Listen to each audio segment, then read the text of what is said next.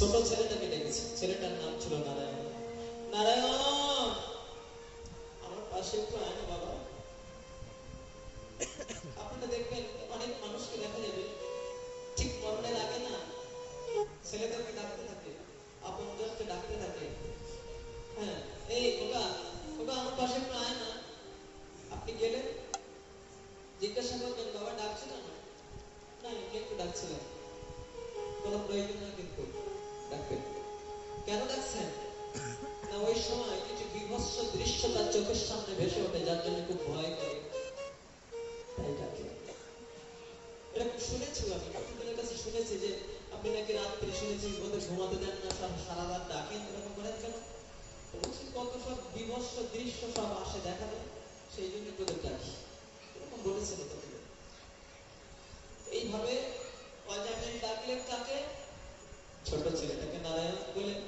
সঙ্গে সঙ্গে 4 জন বিষ্ণুদূত এসেছেন, অপরূপ সুন্দর দেখতে।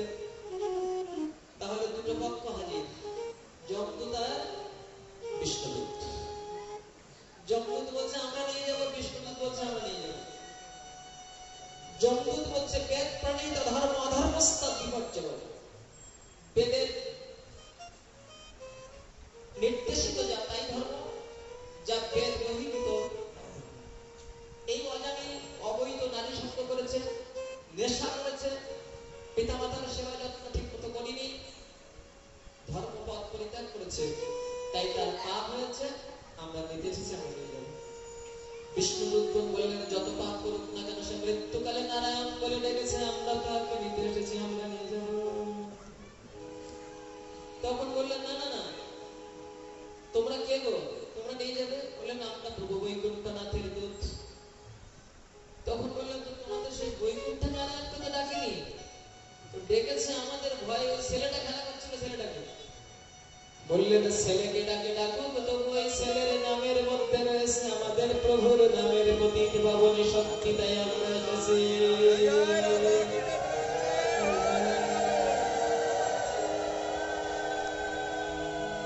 আমাদের প্রভুর নামের পতিত পাবনী শক্তি রয়েছে, তাই আমরা এসেছি। বললেন সে কি? তাই বলে ওই পাপিকে তোমরা নিয়ে যাবে? বলে হ্যাঁ। যমদূত ফিরে চলে গেলেন। হ্যাঁ, সংকেতম পরিয়সমস্তব হেলনমে বাবা বৈকুণ্ঠ নাম গ্রহণম শেষে অগহরম বিদু। ভগবানের এই নাম যদি কেউ সংকেতে বলে, সংকেত মানে একজনের নাম কৃষ্ণ কথা, তো ওটা কেষ্ট বলে, তবু বলেছে তো, বলতে চাচ্ছিল কৃষ্ণ, কিন্তু কৃষ্ণ না বলে কেষ্ট বলল। কেউ যদি পরিহাস করে ঠাট্টা করে বলে, সাধুকে দেখে ঠাট্টা করে বলে হরিবল হরিবল, সাধু যাচ্ছিল, রাগ করলেন না, তার ভাগ্য ভালো। তাই সাধুকে দেখে ঠাট্টা করে হলেও একবার হরি বলতে বলেছে। আবার অনিচ্ছায় অবহেলায় গিয়েছিলেন একটু ভাগবত শুনতে, সে সাধুরা স্বস্তি দেয় না, সবসময় বলে হরিবল বলো, হরে কৃষ্ণ বলো, রাধে রাধে বলো। বলতে ইচ্ছে করছিল না, অত বলে বলা যায়। দিনটা 24 ঘন্টা কত কথা বলছি, তখন কষ্ট হবে না? যদি বলি কৃষ্ণ বলো, রাধে রাধে বলো, তখন বলবো না কত কথা বলে বলা যায়। এরকম মৃত্যুকালে কতজনকে নাম করতে বলে বলে কিনা হ্যাঁ অত বলে যাচ্ছে, এরকম শোনা যায়।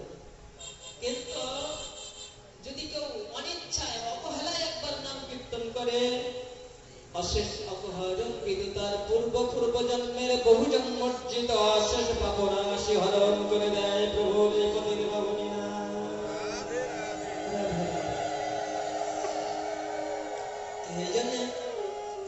এই জন্য তখনকার দিনে আমাদের গুরুজনরা ওই নাম রাখতে গিয়ে এরকম সব সনাতনী শাস্ত্রের সাথে মিলিয়ে নাম রাখতেন, সব ভগবানের নামের সাথে মিলিয়ে নাম রাখতেন। এখন আমার নামগুলো একটু কি মডার্ন হয়েছে, নামগুলো একটু আধুনিকায়ন হয়েছে, কিন্তু সেটা রাখুন, আপনি আদর করে তাকে যা ইচ্ছা তাই করে রাখুন, কিন্তু একটা নাম একটা আমাদের শাস্ত্রের সাথে মিলিয়ে একটা নামকরণ করুন, যে নামটা বলে সবাই তাকে ডাকবে, যে নামটা বললে কল্যাণ হবে, যে নামটা বললে মঙ্গল হবে। বলে যদি ছেলের না হয় না নাম রাখলাম কৃষ্ণ, রাখলাম নারায়ণ, রাখলাম, কিন্তু পরে তো আবার বলবে যে দূর হয়ে যাবো বাড়ি থেকে, এরকম যদি বলতে কত মা তো বললে বলে হ্যাঁ তাও বলো কৃষ্ণে গালি দিতে পারে নাম উচ্চারণ, সেই নাম হয় তার মুক্তির কারণ। কৃষ্ণ গালি দিতে গিয়ে যদি নাম উচ্চারণ করে ওই নাম তার মুক্তি পর্যন্ত দিতে পারে। কেননা কৃষ্ণের একটা স্বভাব কি জানেন, আমাকে যদি কেউ ভালো বলে তখন ভালো লাগে, আর কেউ খারাপ বললে তখন আর ভালো লাগে না। কিন্তু কৃষ্ণের স্বভাব এমন, একবার ডাকলেই তিনি যেই ডাকুক আর ভালো বলুক আর মন্দ বলুক, তিনি কৃপা করে থাকেন ওই নামের প্রতি তখনই শক্তি সেখানে সঞ্চারিত হয়। বলে কোন ধরনের প্রায়শ্চিত্ত হয় নাম করলে? বলছেন নাম করলে জীবের কোন কোন ধরনের পাপের প্রায়শ্চিত্ত হয় শাস্ত্রে বলছেন, স্তেন সুরা পবিত্র ধ্রুব ব্রহ্মা গুরুতল ভগহ স্ত্রীরাজ পিতৃগহন্তজ জগৎ বিনহ পরে। কোন কোন পাপের প্রায়শ্চিত্ত হবে নামের দ্বারা? স্তেন চুরি জনিত, সুরাপহ নেশা মদপান, মিত্র ধ্রুব ব্রহ্মা মিত্রঘাতী ব্রহ্মঘাতী, তারপরে গুরু তল্পগোহা গুরু পত্নীগামী, এটা তো মহাপাপ। গুরু পত্নী গমন এটি মহাপাপ। স্ত্রী রাজ পিতৃগহত্যা, স্ত্রী হত্যা, রাজ হত্যা, পিতৃহত্যা, গোহত্যা, যে যা ততকিনঃ পরে সমস্ত মহা মহা পাপের প্রায়শ্চিত্ত হয়ে যায় হরিনাম কীর্তনের দ্বারা। প্রেম সে হরি আনন্দে হরি হরি বলো।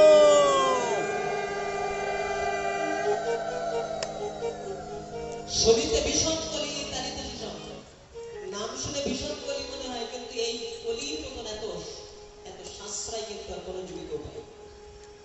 তাহলে তো সবাই তাহলে কেউ পাপ পথ থেকে সরে আসবে না, ও অন্যায় করবে, পাপ করবে, নাম করে সচেতন থাকবে না, সেটা হবে না। যেদিন জানতাম না এই কাজটা করলে এই পাপ হবে, যেদিন জানতাম না সেদিন করে ফেলেছিলাম পাপ। যেদিন জানলাম আমি মহাপাপ করেছে, সেদিন ওই নামাশ্রয় করে নামের কাছে ক্ষমা ভিক্ষা চেয়ে বলি, প্রভু আমি ওই পাপের জগতে কোনোদিন আর যাব না, আজ থেকে তোমার নামাশ্রয় করলাম। এই বলে দৃঢ় সংকল্প নিয়ে যিনি নাম ভজন করছেন, নাম চিন্তন, নাম কীর্তন করছেন, তার যত প্রকারের পাপ রয়েছে সমস্ত পাপ রাশি হরণ হয়ে যাবে। আপনি ইচ্ছে করে করে নামও করবেন আর পাপও করবেন, মানে ওষুধও খাবেন আর কুপত্য গিলবেন, হবে না? তাহলে নাম অপরাধ হয়ে যাবে। আর নাম অপরাধ হলে নামের গতি ত্বরান্বিত হয় না। তবে নাম উচ্চারণ করে কখনো কেউ অধোগতি প্রাপ্ত হয় না। হেলায় বা শ্রদ্ধায় উচ্চারণ হলে সেখানে পবিত্র পাবন শক্তি সঞ্চারিত হবে।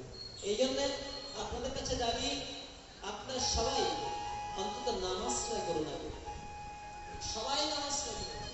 ওই ছোটদেরকেও নাম করতে দিন, যারা স্কুলে পড়ে কলেজে পড়ে তাদের নাম করতে দিন, অন্তত কমপক্ষে 4 মালা নাম করুন সবাই, কমপক্ষে 4 মালা।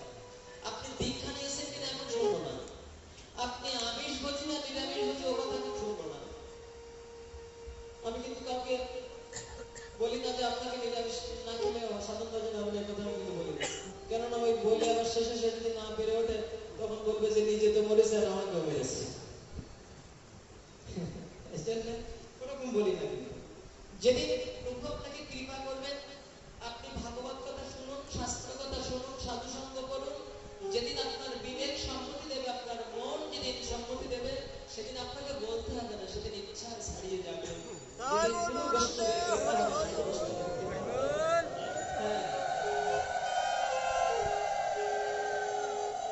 সেদিন স্বেচ্ছায় আপনি ছেড়ে দিবেন, বলতে হবে না। এই তো বংশীপুর থেকে অনেক ভক্তরা এখানে এসেছে, আপনারা শুনে দেখুন না, আমি কাউকে কোনোদিন বলেছি কিনা যে তোমাকে নিরামিষ খেতে হবে, এরকম করে জোর করে কারো ঘাড়ে চাপিয়ে দিই।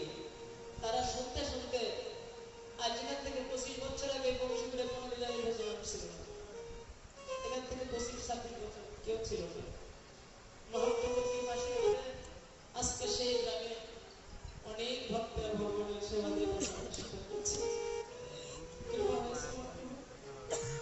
তো অন্তত নাম আশ্রয় করুন, আগে নাম করতে থাকুন, ভাগবত কথা শুনুন, সাধু সঙ্গে আসুন। আর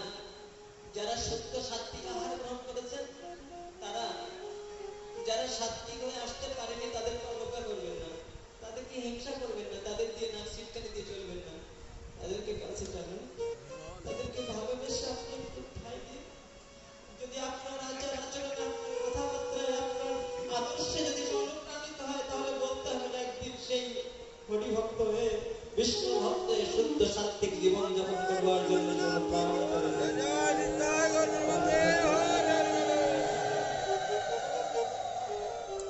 তবে প্রথম শর্ত হচ্ছে আপনি নামাজ আদায় করুন, নাম কীর্তন করুন। নাম কীর্তন করতে আপনার বাধা নেই। জগাই মাধাইয়ের মুখ থেকে মদ আর মাংসের গন্ধ ছড়ায়নি। সেদিন আমার নিতাই চাঁদ বুকে টেনে নিয়ে বলেছিলেন, আমি মেরেছিস করছিস কেন? তাই বলে কি প্রেম দেবো না একবার কৃষ্ণ বল বলেছিলেন সেদিন। জগাই মাধাই বললেন, প্রভু আমাদেরকে তুমি কৃপা করে আজকে যে দৃষ্টান্ত রেখে গেলে, তুমি জগতে আর যতজনকে কৃপা করেছো সমস্ত কৃপাগুলো শিথিল হয়ে গেল আমাদের মতন পাপীকে কৃপা করেছো। এত দয়া তোমার। হ্যাঁ, এই জন্য নামাজ পড়বো না, সবাই নামাজ দেরি করতেন না। যত তাড়াতাড়ি সম্ভব একসাথে জপের বেলা আপনার জীবন চলার পথে সঙ্গে থাকবে সবসময়। জীবনের অন্তিম মুহূর্ত পর্যন্ত মাথার পাশে থাকবে। গায়ের সমস্ত অলঙ্কার গুলো সব খুলে দেবে, একটা অলঙ্কার সাথে দেবে না। কেবল আমার গলায় এই কৃষ্ণের পছন্দের অলঙ্কারটা এটা থাকবে, আর আমার শেষ শখের জিনিসটা থাকবে একসাথে জপের মালা আমার মাথার পাশে থাকবে জীবনের অন্তিম মুহূর্ত। ওই শখের জিনিসটা আর কেউ দেবে না, আমার জীবন দশায় দেবে। এই জন্য নামাজ করুন আপনারা। এইভাবে যমদূতেরা ফিরে গেলেন। যমদূতেরা ফিরে চলে গেলেন যমরাজার কাছে, গিয়ে বললেন, মহারাজ এত পাপ করেছে যে পাপীকে আনতে পারলেন না কেন? বললেন, চারজন এসেছে, তারা পরিচয় দিল তারা নাকি বিষ্ণুজি। তখন বললেন, শোন তোরা যেখানে সেখানে যাস না। তো কোথায় যাব? বললেন, শোন, জিহ্বা নামতি ভগবত গুণ নামধেয় সেতস্ময় স্মরতি তচ্চরণারবিন্দম কৃষ্ণায় নমোতি যশির একাদপি তননয়ত্তম শতমকৃত বিষ্ণুকৃত্যম। তোরা কোথায় যাবি জানিস? যার জিহ্বায় কখনো ভগবানের নাম গুণগান কীর্তন হয় না, হে যমদূতগণ তোরা সেখানে যাবি। চতুর্সময় স্মরতি তচ্চরণারবিন্দম, যার মনে কখনো গোবিন্দ চরণের চিন্তা জাগরুক হয় না, তোরা সেখানে যাবি। আর কোথায় যাবে? বললে, কৃষ্ণায় নমোতি যশির একাদপি, যার মাথাটা কখনো ভুলুণ্ঠিত হয়ে গোবিন্দ চরণে প্রণাম জানায় না, তোরা সেখানে যাবি। যার দেহ মন প্রাণ কখনো গোবিন্দ সেবার সাথে যুক্ত হয় না, তোরা সেখানে যাবি। প্রথম কথাটা কি বললেন? যে যার জিহ্বায় কখনো ভগবানের নাম গুণগান কীর্তন হয় না, তোরা সেখানে যাবি। তাহলে একটু বলুন না, হরে কৃষ্ণ কৃষ্ণ কৃষ্ণ হরে হরে, হরে রাম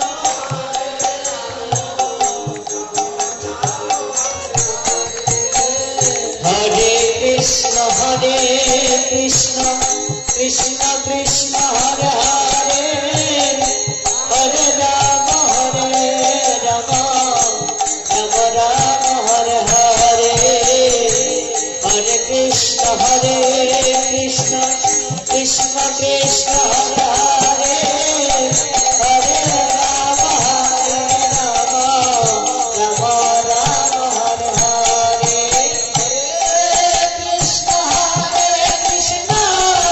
কৃষ্ণ কৃষ্ণ কৃষ্ণ হরে হরে, হরে রাম রাম রাম হরে হরে, হরে কৃষ্ণ কৃষ্ণ কৃষ্ণ হরে হরে, হরে রাম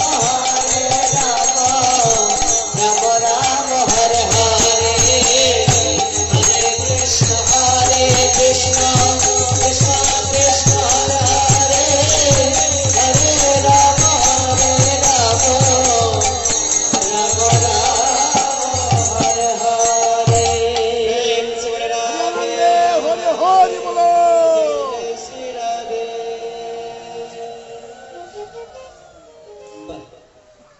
আপনাদের প্রত্যেকে একবারের জন্য হলো প্রভুর নাম কীর্তন শ্রবণ করে ধন্য হলাম। এখন অনেক জায়গায় নাম যজ্ঞ হচ্ছে, অষ্টপ্রহর, ষোলপ্রহর, চব্বিশ প্রহর, কিন্তু আমার মনে হলো এখানে এখন একটা 24 প্রহার যোগ্য হয়ে গেল। কেন জানেন? একটা অষ্টপ্রহর যজ্ঞে 1440 মিনিট নাম হয়। এখানে যদি 1000 ভক্ত এসে থাকে তার থেকে বেশি হবে। 1000 ভক্ত আমরা যদি 5 মিনিট করে নাম করি তাহলে কত মিনিট হলো? 5000 মিনিট নাম হলো। 24 প্রহর হয়নি? হ্যাঁ, একটা অষ্টপ্রহর যজ্ঞে 1440 মিনিট নাম হয়। এখানে 1000 ভক্ত যদি 5 মিনিট করে নাম করে দেয় তাহলে 24 প্রহর হয়ে যায়নি? 24 প্রহরের সমতুল্য নাম কীর্তন হয়েছে এবং সম সংখ্যক তার থেকে আরো বেশি সংখ্যক নাম কীর্তন হয়েছে। প্রেম সে বলে রাধে রাধে।